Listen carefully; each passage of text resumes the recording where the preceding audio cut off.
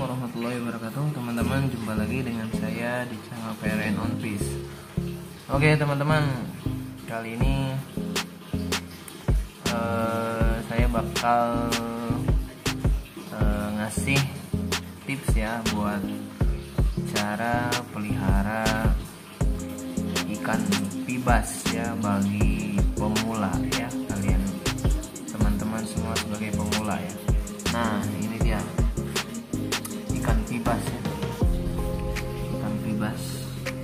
Jadi ikan pibas ini berasal dari benua Amerika ya. Tepatnya di ya Sungai Amazon, terus ada juga dari Sungai Orinoco, teman-teman ya. Nah, ini dia ikan pibas ya. Ini ikan pibas ya. Ini bentuknya seperti ini, teman-teman, buat yang pertama mau ini apa? Pertama mau lihat pertama kalau ada yang mau mencoba untuk mengkeep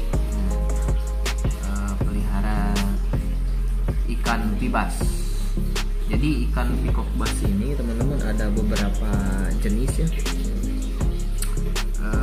Yang pertama itu mungkin yang sering kita jumpai yaitu ada jenis mono, terus ada banyak ya sebenarnya, blue azul, terus ada cingu ya, terus tackleberry ya, banyak lagi ya teman-teman. Tapi ini masih rata-rata yang aku punya itu mono ya. Itu nggak tahu, tapi kalau ini seperti biru-biru gimana gitu ya, ini agak beda nih. Kalau mono itu tuh yang di belakang ini tuh, yang itu ya, agak kuning-kuning gitu. Kalau yang ada bercak ini nggak tahu nih, seperti blue azul ya, soalnya agak biru-biru gitu lah.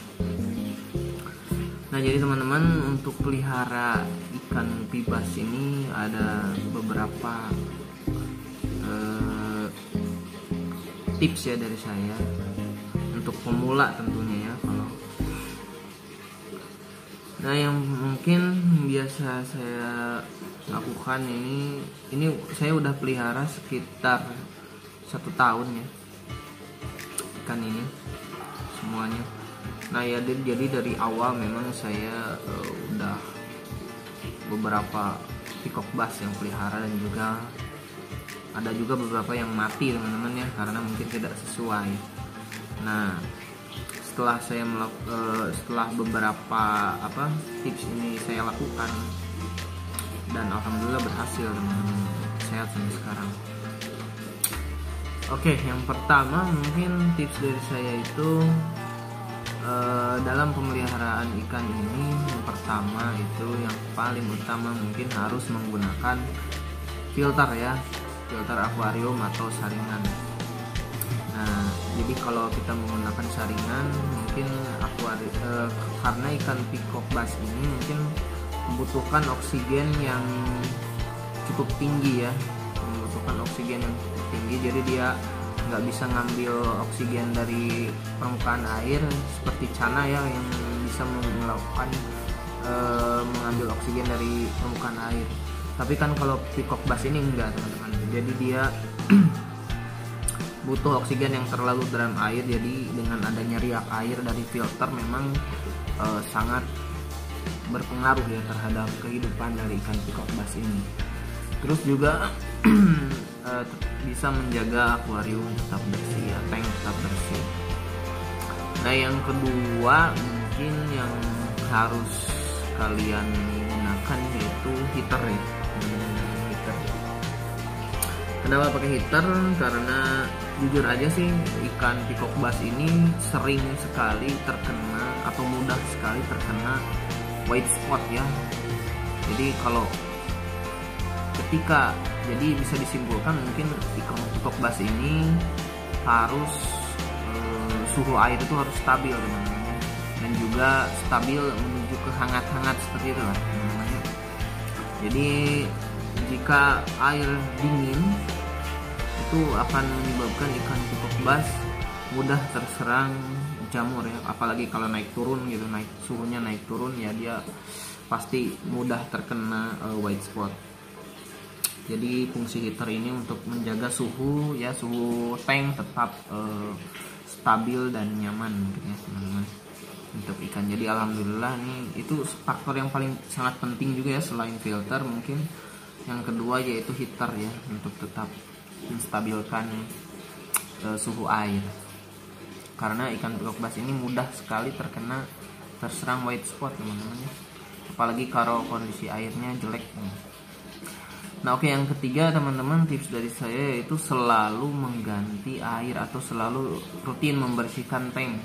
Jadi ikan peacock bass ini mungkin ada ikan yang ingin selalu bersih ya tanknya ya, tidak boleh kotor, karena kalau tank kotor atau jarang dibersihkan itu akan ikan ini akan mudah juga terserang white spot teman-teman ya.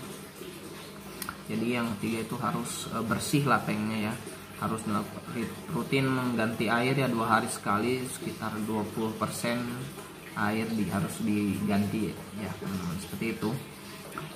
Dan yang ketiga yang keempat mungkin teman-teman, itu lebih baik untuk tidak menggunakan substrat ya. Nah ini aku juga nggak menggunakan substrat. Kenapa nggak penggunaan substrat? Karena kalau kita pakai substrat atau kayak pasir malang seperti itu ya, nanti ketika ikan suatu ketika mungkin ikan bisa terserang penyakit, itu dia akan menggesek-gesekkan tubuhnya ke pasir ya, sehingga menyebabkan luka teman-teman, sehingga mudah juga terserang jamur kapas teman-teman, hingga menyebabkan dia cepat mati teman-teman ya. Dulu juga aku pakai substrat, tapi sekarang udah diangkat semuanya teman-teman ya, karena itu tadi udah 2 korban ikan yang terserang jamur kapas karena menggesekkan lukanya ke pasir atau substrat ya. Ya juga bisa mempermudah pembersihan tank teman-teman ya, dari kayak kita menyipon itu akan lebih mudah untuk menyipon tank. Dan yang terakhir teman-teman, untuk yang terakhir tuh gunakanlah background hitam teman-teman ya. Ini seperti yang saya gunakan, background hitam. Kenapa saya gunakan background hitam teman-teman? Supaya bar atau corak-corak dari ikan ini kelihatan teman-teman ya, kelihatan ya.